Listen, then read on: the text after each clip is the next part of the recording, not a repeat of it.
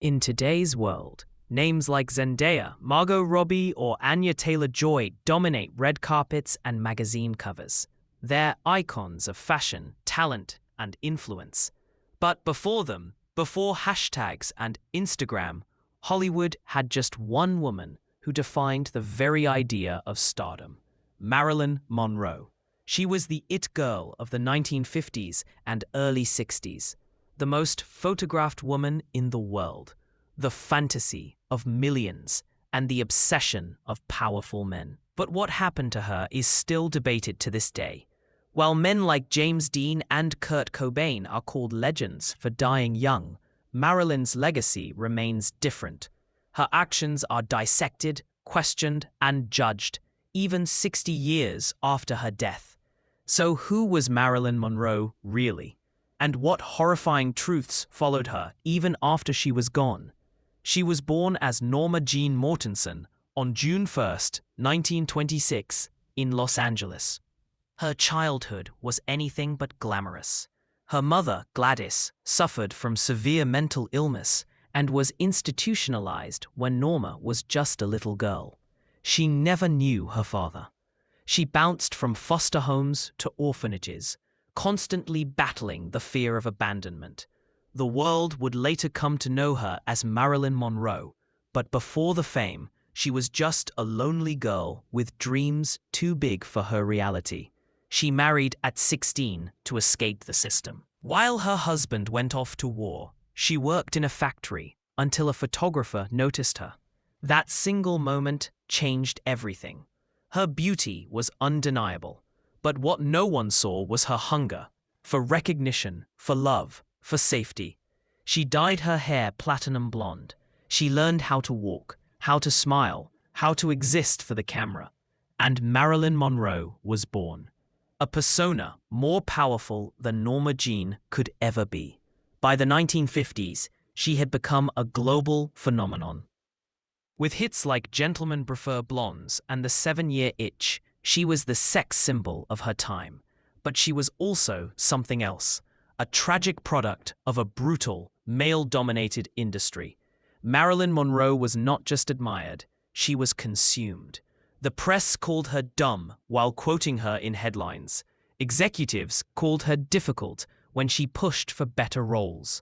Behind the scenes, she was working tirelessly, studying at the Actors Studio in New York, reading Dostoevsky, Tolstoy, and Freud. But all the world wanted was that red-lipped smile and breathy voice. She was forced into roles that capitalized on her sexuality, not her intelligence. And yet, she endured it all with heartbreaking grace. She married baseball legend Joe DiMaggio. The world celebrated the fairy tale, but in private, the story was different. DiMaggio was allegedly controlling and violent. One of the most iconic moments of her career, her white dress billowing over a subway grate in The 7-Year Itch, humiliated him. He couldn't tolerate the fact that the world wanted her. Then came playwright Arthur Miller, a man of words, intellect, respect. Marilyn thought she had finally found someone who saw Norma Jean, not just Marilyn. But even that ended in heartbreak. She suffered multiple miscarriages. She battled addiction, prescription pills, barbiturates, alcohol, anything to sleep, to cope, to quiet the noise in her mind. Her reputation worsened. She was late on set. She forgot lines. Studios painted her as unstable, but no one asked why. August 5, 1962, Marilyn Monroe was found dead in her Brentwood home in Los Angeles. She was only 36 years old. The cause was ruled as an overdose of barbiturates. The official report said probable suicide, but that word, probable, still leaves a gaping hole for suspicion. She had been fired from her latest film, Something's Got to Give. She was also reportedly planning a press conference that week. To say what? No one knows. What we do know is that she was connected to some of the most powerful men in the country, including President John F. Kennedy and his brother Robert. Witnesses claimed she had affairs with both. She allegedly kept a red diary where she documented political secrets and names. That diary vanished after her death. So did several hours of recorded audio from the night she died. The first people on the scene were not police officers, but her psychiatrist and her housekeeper. And suspiciously, her organs were removed before a thorough autopsy. Her body had needle marks and bruises that didn't match the narrative of a peaceful overdose. And yet, the case was closed. Quickly, quietly, forever.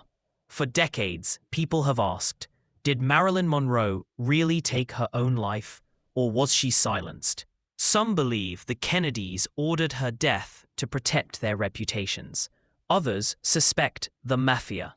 Then, there's the theory that the CIA or FBI acted out of national interest. Marilyn had supposedly become a security threat. It sounds like a movie script, but this was real life. And if she was murdered, it would not have been the first time a woman in power was eliminated for knowing too much, or being too loved, too watched, too unpredictable. But maybe the most terrifying truth isn't in the conspiracy. It's this, that Marilyn Monroe was already dying long before she was found. Not just from pills, but from abandonment. From being loved for the wrong reasons. From being a symbol instead of a human being. Marilyn's legacy is everywhere. Her face sells perfume and posters. Her image is recreated by singers, actors, and influencers. Her "Happy Birthday, Mr. President" dress fetched millions at auction. But what we never talk about is the trauma behind the glamour. She was abused as a child, exploited by studios, controlled by lovers, and then immortalized without her consent. She once said, "I knew I belonged to the public and to the world, not because I was talented or beautiful, but because I had never belonged to anything or anyone else." She never got to be just Norma Jean. She was everyone's fantasy and no one's responsibility.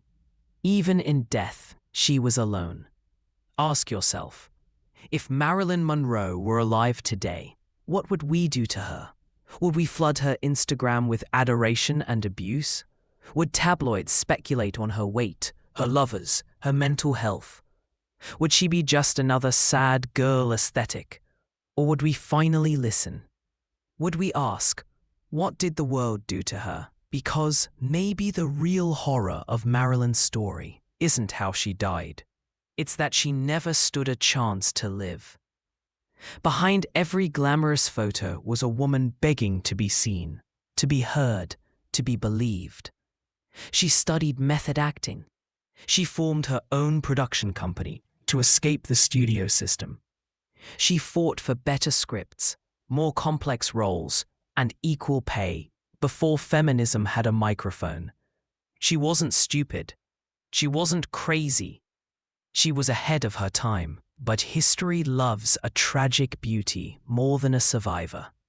So we remember her in diamonds and red lipstick, but not in her hospital gowns, not in therapy sessions, not in the silence of her empty bedroom.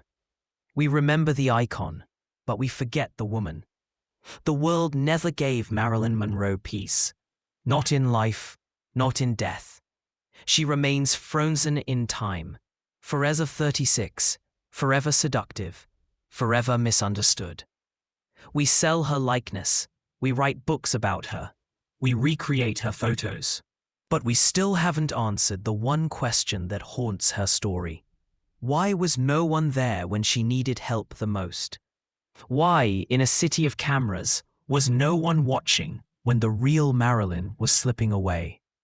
She was a girl born into chaos, turned into a commodity, and erased when she stopped being useful. So maybe the real horror of Marilyn Monroe's death isn't a conspiracy.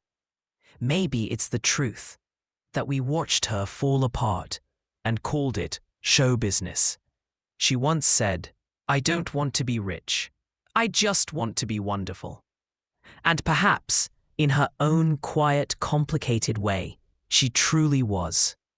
Not in the way tabloids kept score, counting headlines and scandals like trophies, Not in the way Hollywood calculated her worth by box office numbers, studio contracts, or the curve of her smile. Not even in the way fans worshipped her from afar, loving the illusion more than the reality.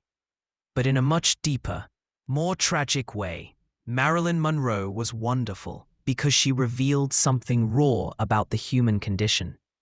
She showed us what it looks like when fame isn't a dream, but a cage. When beauty, instead of being a blessing, becomes a burden too heavy to carry. When the world wants you to shine, but punishes you the moment you flicker. She was the mirror that Hollywood refused to look into. A reflection of every fantasy the world projected onto women, and every fear it had about them becoming too powerful, too sad, too real. Marilyn Monroe was not just a symbol, not just a myth frozen in time. She was a woman, a wounded, intelligent, funny, lonely woman, who spent her life trying to belong in a world that only wanted parts of her. And in the end, she didn't need to be rich. She didn't even need to be perfect. She just needed to be heard, to be helped, to be held. She deserved so much better than what she got. She deserved to live.